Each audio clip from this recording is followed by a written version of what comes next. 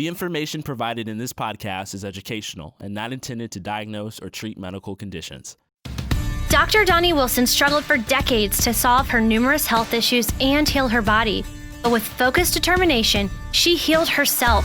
And in doing so, she discovered the Dr. Doni Stress Recovery Protocol. On this show, you're going to hear from doctors, nutritionists, and experts, along with Dr. Doni, who will give practical advice and wisdom to help heal your body. This is how humans heal. Hey guys, this episode is from one of Dr. Doni's live Facebook streams where she answered listeners' questions live on Facebook. Today, we're going to talk about sleep and sleep hygiene. What is sleep hygiene? And what are the first things I think of when I'm helping someone with their sleep? Because now we know how important sleep is to our health. But then we have to kind of figure out how to make sure to get it into our schedule. And also for some people, it's just no matter how much you want to sleep, it may not just happen easily. And so, and for some of you, maybe you think you're sleeping okay, but maybe I think it doesn't hurt for all of us to think through our sleep hygiene every so often to see if there's ways we can even improve our sleep a little bit more. Because here's the thing is if we look at the big picture about sleep, what we know is that as humans, first of all, we need 7.5 to 9 hours of sleep every night. And studies have shown that's where we get the most recovery from the day. And I used to think, I'm not doing anything while I'm sleeping, but actually our bodies are doing a lot while we're sleeping. In fact, studies have shown now that not only is there a lot of tissue repair that happens while we're sleeping, but also there's essentially like a brain clean out process that happens. There's a lymphatic system in our nervous system that works especially well while we're sleeping. Plus, all of our memories are integrated while we're sleeping. And so sometimes that's why you might even dream about the day before, is I think because we're processing what happened in our lives and our brains are kind of putting that all together into a form that we can use them moving forward. So that's some of the things that happen while we're sleeping.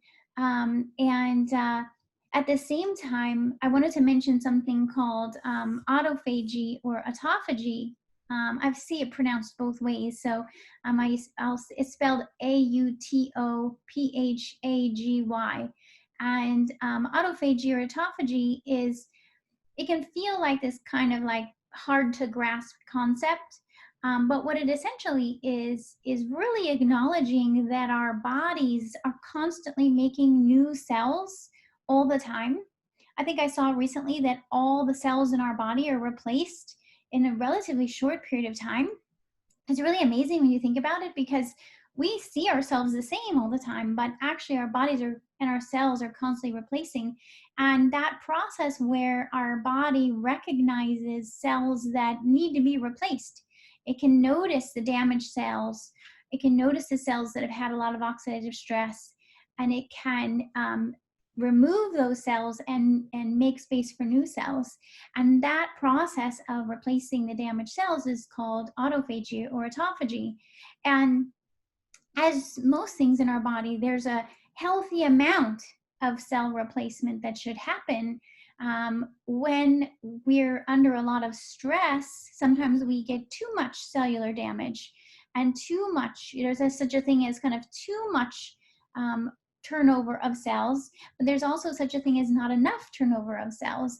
And so you really want to try to find this balance of cell turnover, how to get to that, perfect amount of cell turnover. And part of what helps our bodies do that is sleep.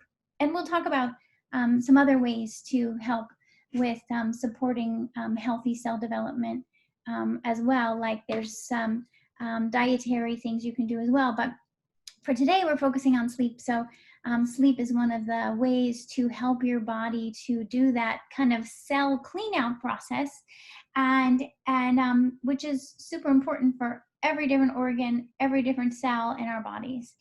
So So there's why, some of why sleep is so important. And I know for those of you who really want to be sleeping but can't, that can be frustrating. Like, why is it that I'm not sleeping? How do I get myself to sleep? And so we're going to talk through today. And it starts with sleep hygiene, what's often called sleep hygiene. And I don't know, the word hygiene sometimes for me even turns me off to this concept because it kind of sounds like you're supposed to be perfect or super clean or something. And really, to me, the concept of sleep hygiene is just giving us a chance to look back at how you've set yourself up for healthy sleep and kind of go down checklist and think through, hey, am I really giving my body the best chances to sleep well? Is there anything you might be doing that, that maybe isn't giving your body the best chances at good sleep? So we want to just think that through. And in the blog post I recently posted, so if some of you like to also read the blog, please head over to drdoni.com and you can find this blog post. It's about looking at our sleep hygiene from a perspective of our senses, because I think the fun thing to realize is that here we are laying in bed with our eyes closed, but our whole body and nervous system is picking up on our environment through our other senses. So through, so even though your eyes are closed, your body's responding to your environment, and that can affect your sleep. And so that's how I think of sleep hygiene, is we want to just think through the 5 senses and think about what maybe could you do differently to really help ensure best sleep. Because another thing that can happen is you might be laying down and falling asleep, but are you really getting good sleep? Are you getting deep sleep? And there's ways to measure that. People use apps and different, Fitbits and things. You can check how deep your sleep is and kind of evaluate. And then it can be kind of like a fun game if you wanted to, a little experiment to test your sleep now and then implement some of these things and then retest it later and see if it gets better. So let's talk through these senses, our 5 senses, and use that as a way to, kind of a checklist of how to evaluate your sleep. So there's one of the first, even from eyesight, would be looking at the bedroom and see if your bedroom is cluttered. Like if there's like piles everywhere and it's hard to even get from the door to the bed and out of the bed, that can actually affect your sleep. And I did an interview not too long ago with one of my friends who's a clutter expert, and she really emphasized what a difference it can make when you just put your laundry away and clean up the space. So that's one thing to consider. But also, look at your bedroom in terms of, does it feel cozy to you? How does your bed look? How does your do you have, one of my favorites is to make sure you put some blackout shades on your windows, so that you're going to make sure that the light is not, any lights that are outside are not going to disrupt your sleep, because our bodies are so responsive to light, even when our eyes are closed. So now also responsive to light during the day and in the evening. So even before you go to bed, if you're exposed to a lot of blue light, which is from like phones and computer screens, and also from I'm just distracted from this Instagram that doesn't seem to be working, or even blue light from a TV. What happens is that there's a gland in our brain called the pineal gland, and the job of the pineal gland is to make melatonin, which is our sleep hormone. That's one of the jobs of the pineal gland. So it really sets what we call our circadian rhythm. Circadian rhythm is our wake and sleep cycle, when we're awake and when we sleep. So melatonin, it's really cool. It responds when we're in darkness. So when it's dark and there's no blue light exposure, the pineal gland makes melatonin, and the melatonin then helps us go to sleep. And if we're exposed to light even in the evening, or while we're trying to sleep, it's going to lower our melatonin levels. Do you know what? The other thing that affects the pineal gland is stress. When we're exposed to stress, which of course we all are, and I love to talk about that. But when we have more stress than stress recovery, it also affects the pineal gland's ability to make melatonin. And another cool fact about melatonin is that it's made from serotonin, one of our neurotransmitters. And serotonin is mostly made in the gut from the amino acid tryptophan. So if your melatonin levels are low, which by the way, you can measure your melatonin in a urine or saliva test. So if you're wondering, do I have low melatonin? Is that the problem? We can do a urine or saliva test and find out if your melatonin is low. If it is, then we know we've got to start paying attention to the darkness signals in your bedroom, but we also need to start thinking about, have you been exposed to too much stress that affected your pineal gland? Do you have leaky gut that's affecting your serotonin production? Do you have a lack of amino acid or protein consumption that's affecting the precursor nutrients to making melatonin? So I just say that because I want you to know that we can actually we can think this through and figure out what is it your body is lacking or needing in order to improve your sleep. And some of these things you may try on your own. Like you can certainly try getting a blackout shade, making sure your bedroom's dark. You can get software to block blue light on your phone, your devices. You can get blue light blocking glasses that you wear during the day, during night, and the glasses prevent the blue light from coming into your brain and prevent and affecting your melatonin levels. So there's things you could do, but if you've tried all of that already and it's still an issue, then you may want to do a test for melatonin so we can really get into this deeper and understand what your body needs. So that's part of the sleep hygiene, is just understanding your darkness, the darkness you're exposed to. But you also want to think about the sounds and noises you might be exposed to, like if there's maybe you're sleeping somewhere that's noisy and you might get woken, then you may want to use earplugs so you can block the noise. Or say you have pets. I know for me, a lot of times it's my pets that make noise and wake me up. So I tend to actually like to use sleep sounds, which you can look up on YouTube and find a lot of different safe. If you search 528 hertz, you'll find sleep, or if you just search sleep music or binaural beats, you'll find sleep music you can play. Now, again, here, sometimes we also need to consider exposure to our phone and Wi-Fi while we're sleeping. So I encourage you to think about that for yourself. Can you put your phone, far from your head and your body while you're sleeping? And if you want to play some music, use a different device potentially so that you can still hear the music without exposing yourself to Wi-Fi while you're asleep. Some people are more sensitive to Wi-Fi exposure than others, but it's something to consider. And I definitely look around the room to look for lights. I want to block, if I have an air filter in my room, but I make sure the light is not shining because I don't want the lights shining. Or alarm clock. I don't use an alarm clock. I use a different wake up on my phone if I need an alarm. Usually I just try to wake up naturally. And what you want to try to do when you're planning your sleep is to go to sleep, get in bed and going to sleep in time where you're going to be able to get that at least 7.5 hours.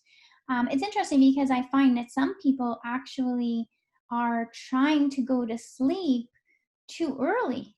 So if you go and lay down and maybe you can't fall asleep, or you fall asleep but then you wake up a few hours later, it could actually be that you went to bed too early for your body, and we need to work on shifting I think of it like your time zone. If your body's circadian rhythm and time zone is set so that it really is wanting you to go to bed later in order to get good sleep, that's important to know. But then you can work on shifting when your body goes to sleep. The key with that, by the way, is you only want to expect that your body can shift no more than an hour per night. So if you've been going to bed at 2 a.m., don't expect you're going to be able to go to bed at 10 p.m.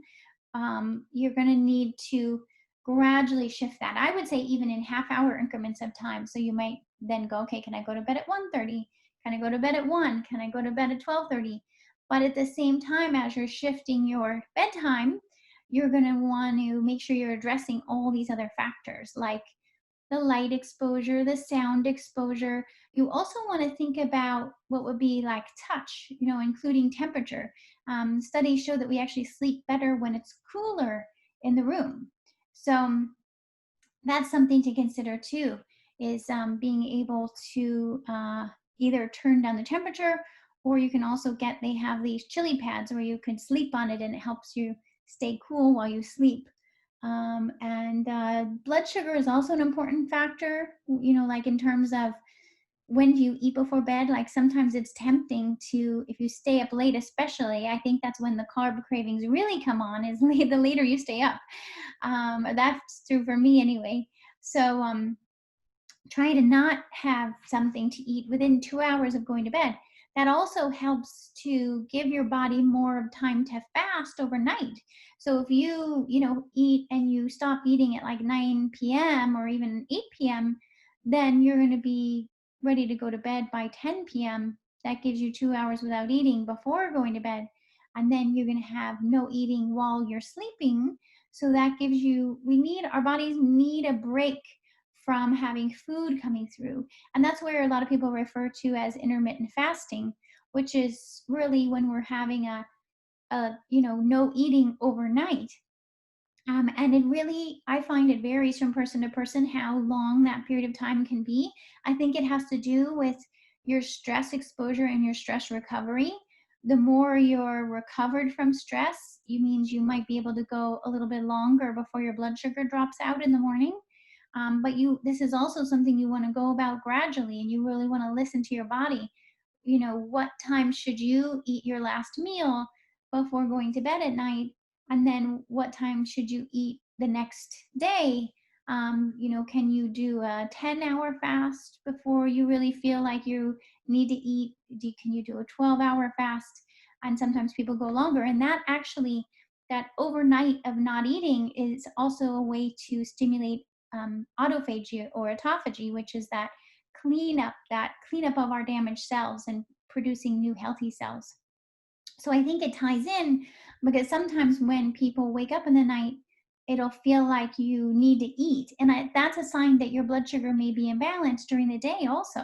And I find the more you then can be predictable about small, regular meals during your eating time, then it's going to help you to be able to go overnight without your blood sugar dropping. And if you are having times where you wake up in the night and you're like, oh my gosh, I have to eat, that also tells me that your stress is out of balance. We need to look at your cortisol, your adrenaline, and really help reset these hormones so that we can get the signaling back on track for you. So the tricky thing with sleep is when you're not sleeping well, it's one of those things that can trigger us into being negative about our own bodies and feeling really hard on ourselves about it. It can become a spiral, in fact, where you wake up and you're like so angry that you can't sleep. Believe me, I say this from personal experience. You can feel so angry at yourself for not being able to sleep that then you definitely can't sleep, because now you've got your stress hormones triggered with adrenaline and cortisol, and you're just up and ruminating over why can I not sleep. So if you wake up in the night like that, then I would say if it's been 15, 20 minutes, then get up and go do something else.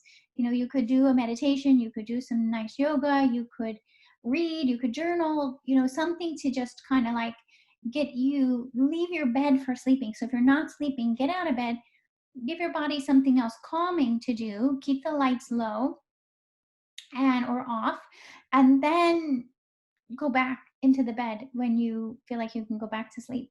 Which, by the way, I just mentioned meditations.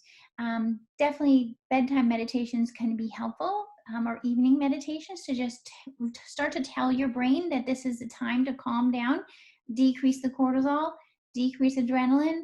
And actually, the other day, a patient of mine said to me, I thought it was amazing. She said to me, "Thank you, Dr. Doni, for teaching me that my sleep is so important." She said, now when my friends want to talk to me on the phone in the evening, I say to them, I can't talk right now. I'm going to get myself all excited and wound up. I need to be calming down so that I can go to sleep. And it was so amazing to hear that from her, because it really showed me that she's honoring herself, she's honoring her health, and she's communicating to the people in her friends and her family. She's communicating with them to say, my health and my sleep is important. I'll talk to you tomorrow. Right now is my sleep time. And then you can do, whether it's calming music, calming meditation. You could also look for, probably on YouTube, something called a body scan, which is a type of meditation that helps you to just guide you to relax every part of your body. And so that's another way to just help your senses to experience that relaxation and sleep mode. Something a lot of people don't know is that too much stress can actually create an abundance of health problems like high blood pressure, high blood sugar, anxiety, migraines, insomnia, even fertility issues. This is because high stress puts your adrenal glands on overload. They release cortisol and adrenaline, which controls your digestion, hormones, immune system, energy, focus, and even your emotional response. So how can you beat stress when you don't know where to start? That's why we have a free 7-day stress reset program. It's designed to help support weight loss, digestive healing, and hormone balancing. It includes support for integrating self-care, daily tips come to you by email and video, gluten-free, dairy-free meal plans, as well as grocery shopping lists, journal pages, and more. This free program will help you beat stress and put you on the path to wholeness in your body. Get your plan now for free at drdoni.com.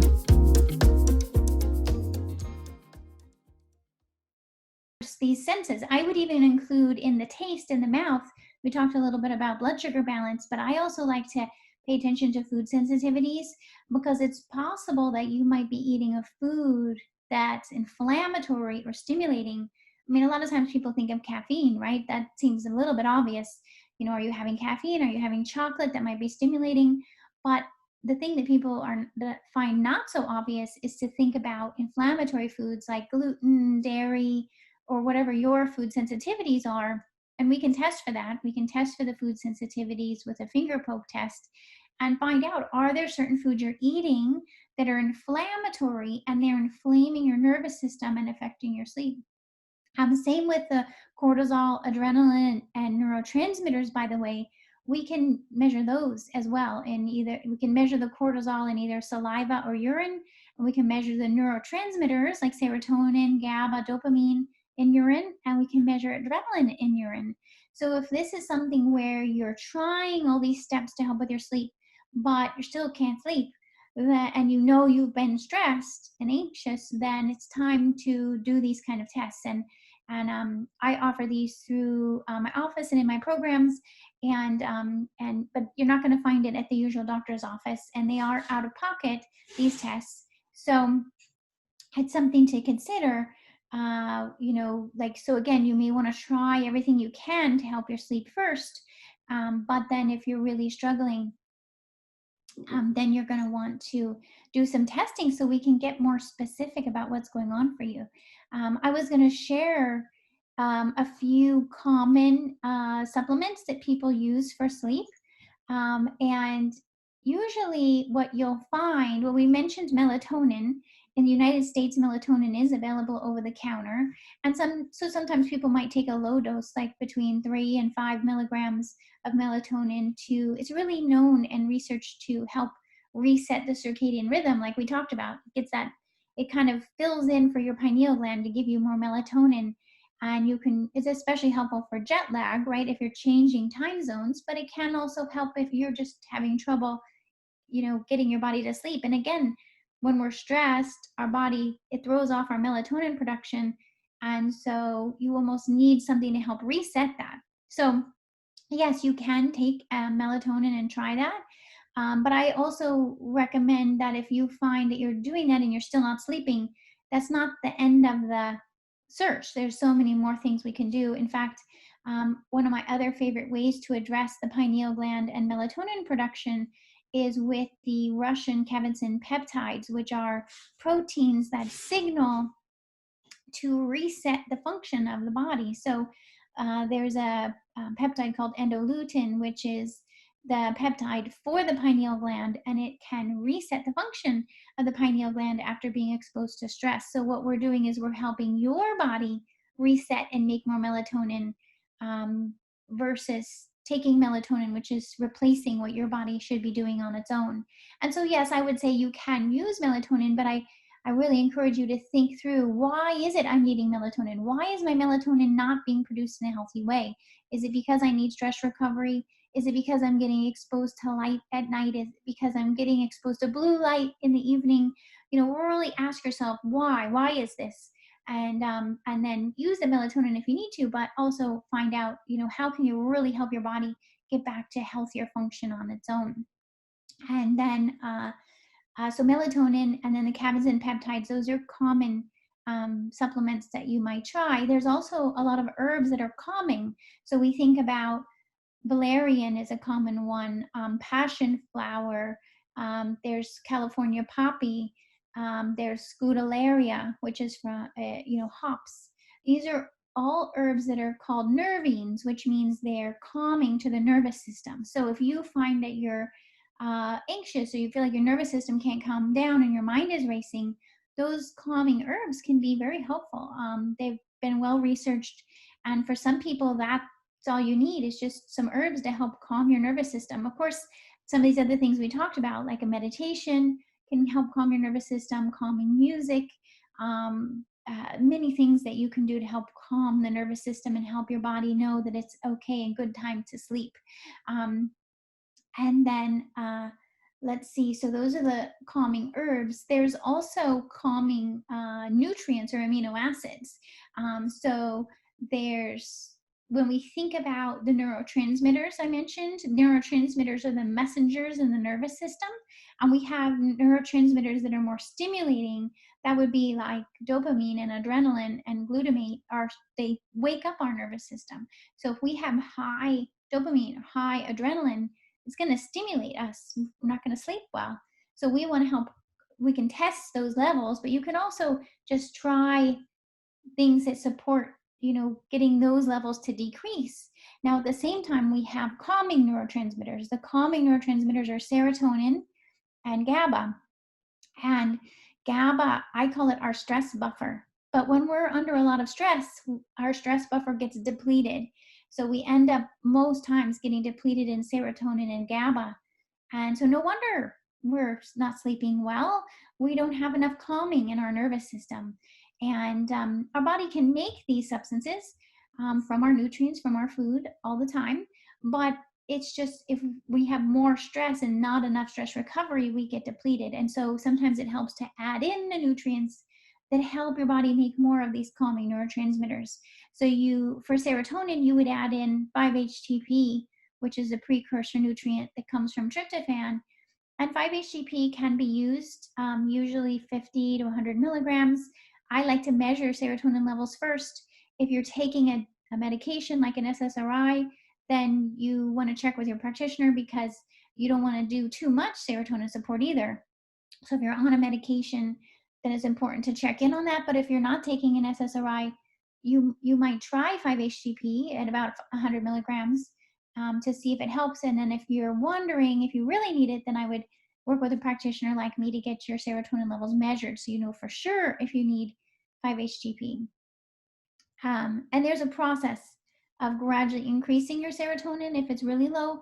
So definitely, get help with that. If you're getting stuck, if you're finding it's not going smoothly for you, that tells me you need more help. Let's really help your body get there. We know what your body needs. Let's help it happen. And so that's 5-HTP. To support GABA, we can use theanine, which is THEANINE. Theanine is a amino acid from protein that's calming to the nervous system and supports GABA. You can also take actual GABA. GABA comes in supplement form, liquid, capsules, and chewables. So you can take actual GABA. For a long time, they were thinking, well, how does this GABA that you swallow actually get to your nervous system? But it seems to work for many people. You can, either it's that it leaks through from a leaky brain, gets into the nervous system that way, and or it signals through our gut bacteria to the GABA in our nervous system. Either way, many people find GABA to be very effective for calming during the day and for sleep. And so you'll see products that contain GABA. GABA is the initials for the long gamma butyric. So just you can think of it as GABA. And so this is a way of calming the nervous system, right? So we think through, how do we support the calming part of our nervous system? If you feel like you have high adrenaline, which is stimulating, then you would use magnesium, because magnesium is going to help move that adrenaline out. And a lot of people do find that taking magnesium helps with sleep. There's magnesium citrate, which is actually more commonly used for helping constipation. And then there's magnesium, like a magnesium threonate or glycinate, which are more calming to the nervous system and can be used during the day or at night to help move that adrenaline out. Let's see. So then, what other supplements are there that help with sleep? I just want to kind of think through and see if there's anything else that you guys might be trying. And on some of the common products, for example, this is a sleep support from Nature Empowered. And this has like a combination. So you might find a product that has multiple of these ingredients together. So it has the calming herbs like valerian and passion flower and chamomile, like chamomile tea is calming. It has the GABA we were just talking about to build your stress buffer and your calming neurotransmitters, as well as theanine. And it has 5-HTP that supports serotonin, and it has melatonin as well. So it's covering many things in one. So sometimes for some people, it's better to go one at a time. You might try just the herbs or just the 5-HTP or just the melatonin. But instead of having like 5 different products you're taking, you might want to use a combination product, because then you're hitting on several of these things at once in one product. So that can be helpful too. And the way I think about it is, these are all ways to help your body get the nutrients it needs and the calming it needs to reset your ability to sleep and really help with your stress recovery. Because again, stress is what this caused this in the first place. Stress is what affected melatonin production. Stress is what depleted serotonin and GABA. Stress is what activated your nervous system, right? So yes, it comes back to stress and helping your body recover from stress. And these ingredients help your body to do that, help you to recover from stress, which is possible. I mean, because sometimes I think people feel like you might just be randomly swallowing supplements and nutrients and feel like, is this even doing anything, let alone is it just masking something? But actually, when we think it through like we just have been, we see that we're not masking something. We're actually addressing the things that got affected by stress and helping your body recover from stress. Now, hopefully this is something you may take short term to help your body recover, and then maybe not need to take these nutrients and herbs all the time. If we can help you to implement your self-care and really do your stress recovery day to day on a maintenance level, then your body should be able to make its own melatonin, should be able to make enough GABA and serotonin. If we do the leaky gut healing and avoid the food sensitivities, you see what I mean? So it's all about getting at that deeper root cause to help your body recover, so that at some point you may be only using sleep support products when maybe you're traveling or you're under stress. Then you can recover again, but you may not need it all the time if you really get your self-care and your stress recovery done. Let's see. So I'm checking to see if you guys have any questions for me, and make sure that I covered everything for you. Let's see. So we got sleep hygiene. I invite you all to go in your bedroom today, next time you get a chance, and just look around and evaluate. Is there anything I can do about the clutter? Is the air clean? Do I need an air purifier? Do I need to dust? Do I need to open the window? What do I need to do to really get this environment? Oh, I know, one of my other favorites in the sleep room is to think about your mattress and your bedding too. Because what I realized when I was getting the migraines for so long is that I was sleeping on a memory foam mattress that was filled with flame retardant, and the flame retardant soaks into our bodies and can cause a lot of different health problems. So I would definitely encourage you to think about, do you need a new mattress? Can you get an organic mattress so that you're not sleeping on chemicals? And also organic bedding. Like you can get organic sheets and pillowcases and blankets. And that makes a huge difference. So you're not getting exposed to chemicals while you sleep. And in the blog post I mentioned, I have links to some of the products that I recommend for getting organic materials in your bedroom. And I'll also add my favorite air filters because this way you can, if you need an air filter in your bedroom, and then there's also the blackout shades, and considering the blue light blocking glasses that you would use, not while you're sleeping, but while you're awake, and the blue light blocking software on your computer and your devices. And then, so you kind of have to like think through and really, get prepared for sleep. And of course, you don't need to do this all at once, so don't feel stressed about this right this moment, but make a little checklist for yourself and think through, hey, have I tried this? Do I have this? What can I do next to really optimize my sleep? And I invite definitely those of you who have been having trouble with sleep, but also any of you who maybe you've been sleeping okay, but you really want to optimize your health. Like say you have an autoimmune condition, or you're trying to prevent cancer, or you're trying to improve your fertility or reverse autoimmunity. These are all reasons to improve your sleep. So even if you're sleeping okay, let's think through if we need to improve it even more. Again, because so much good stuff happens while you sleep.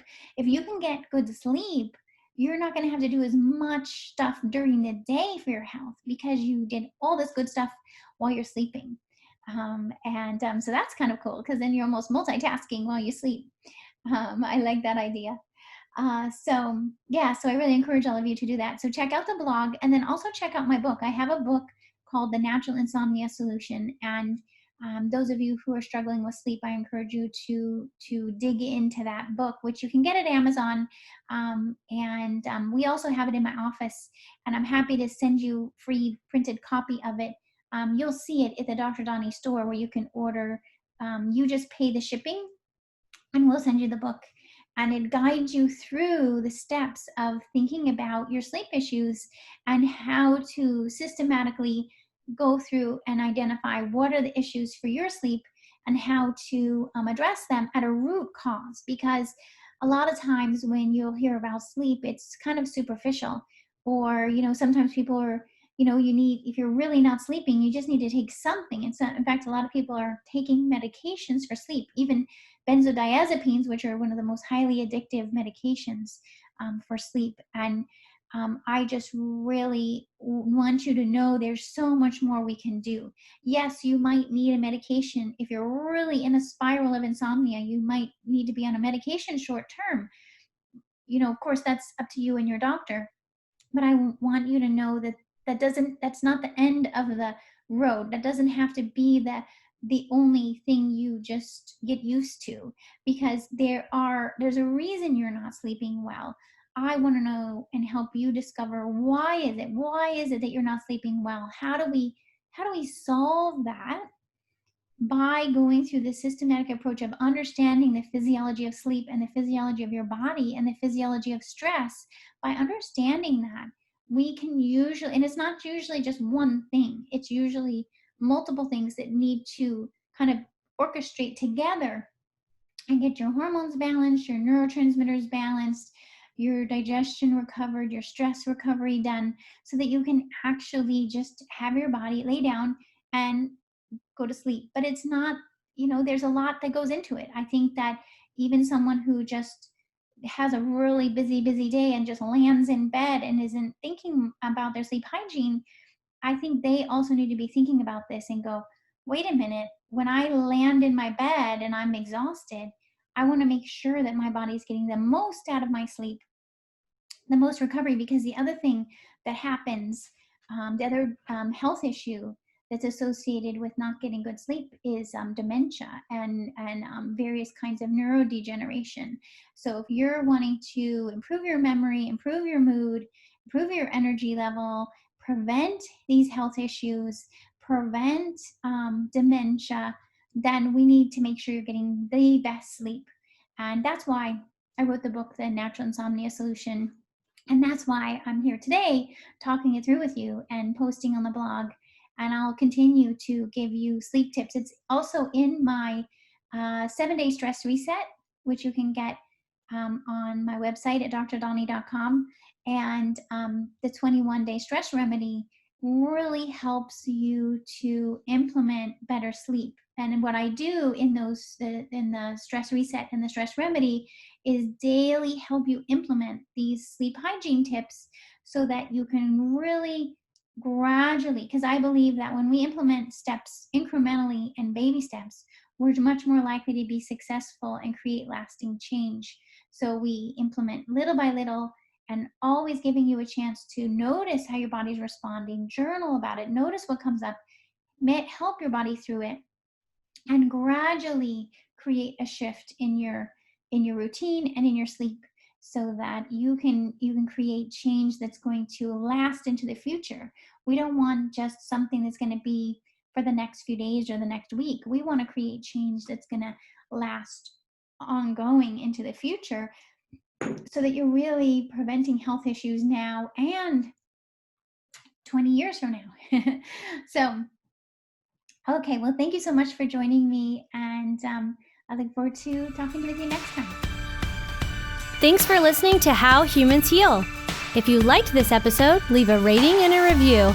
And for more resources, visit drdoni.com.